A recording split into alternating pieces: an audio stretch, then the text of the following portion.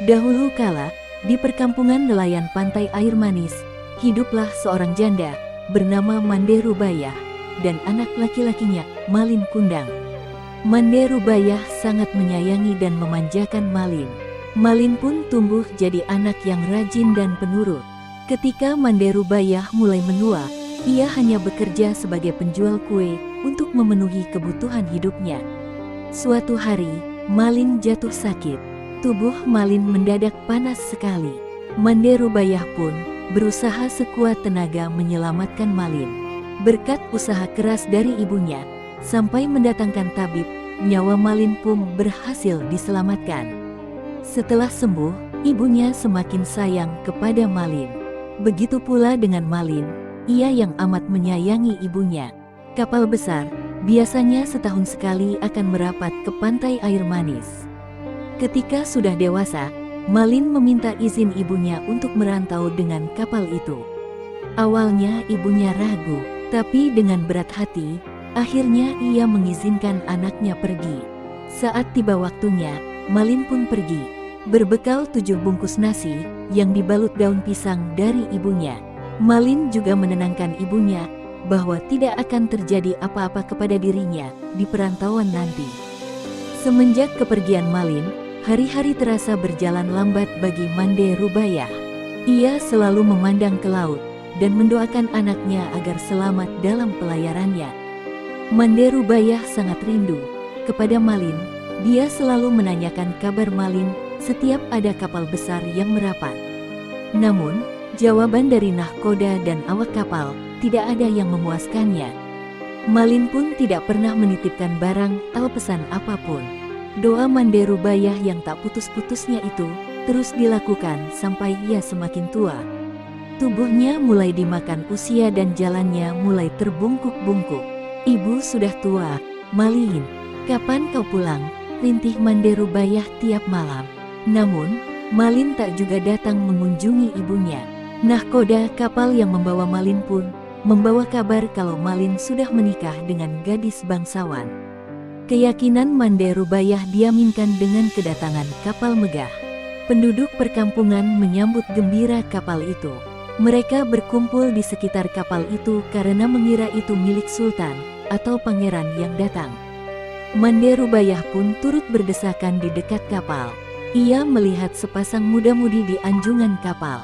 Pasangan itu mengenakan baju berkilau dan tersenyum. Mande Rubayah mengetahui bahwa lelaki muda itu adalah anaknya. Ibu Malin mendahului sesepuh kampung.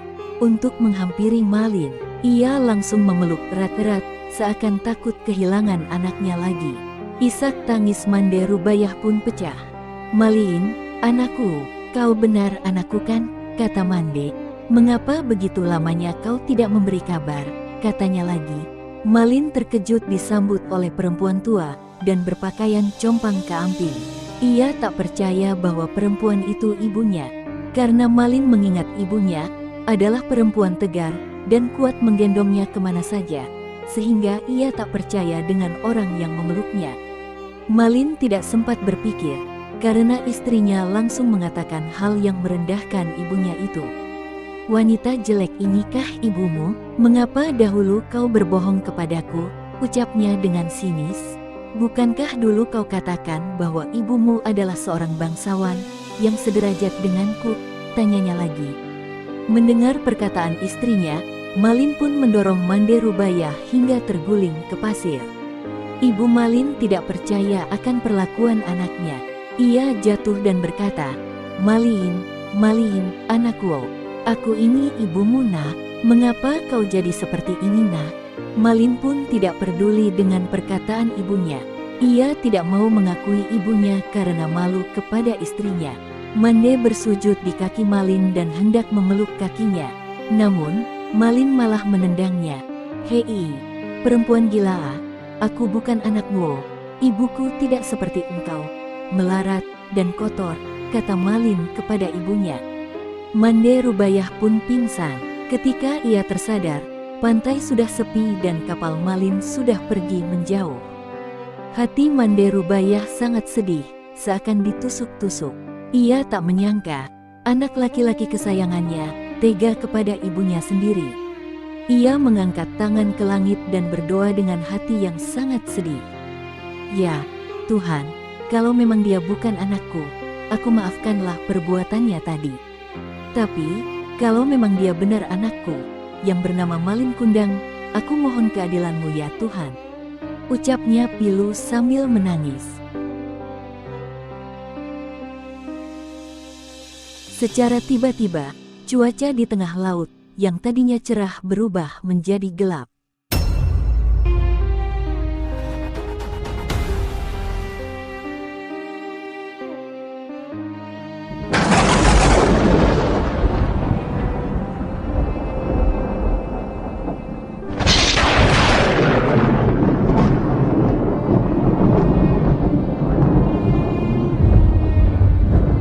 Bat turun. Badai dan petir menghantam kapal Malin Kundang.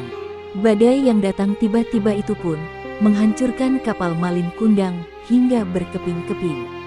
Puing kapalnya terbawa sampai ke pantai. Dan pada pagi harinya, terlihat puing kapal dan Malin Kundang yang terdampar telah menjadi batu. Tubuh Malin Kundang pun menjadi batu. Ia dikutuk oleh ibunya karena durhaka. Di sela-sela batu, ikan teri, ikan belanak, dan ikan tenggiri berenang. Ikan itu berasal dari tubuh istri Malin yang mencari suaminya. Itulah cerita Malin Kundang yang dikutuk menjadi batu karena durhaka terhadap ibunya. Jadi, janganlah kita suka melawan orang tua. Jangan mengatakan, kepada orang tua, harus sayang kepada orang tua.